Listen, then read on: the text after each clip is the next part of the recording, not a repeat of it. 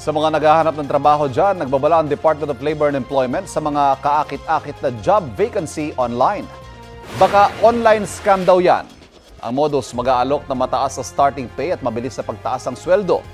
Hihingi ng placement o processing fee na kahalintulad sa overseas work, kahit local employment ang umano'y vacancy. Pangamba ng DOLE, baka marami ang mabiktima ng modus lalo't marami ang walang trabaho.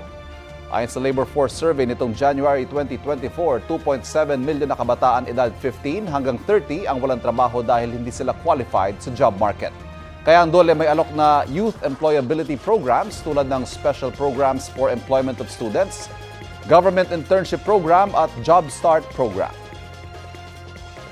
Kapuso, alamin ang maiinit na balita. Bisitahin at mag-subscribe sa GMA Integrated News sa YouTube. Sa mga kapuso abroad, samahan nyo kami sa GMA Pinoy TV at sa www.gmanews.tv.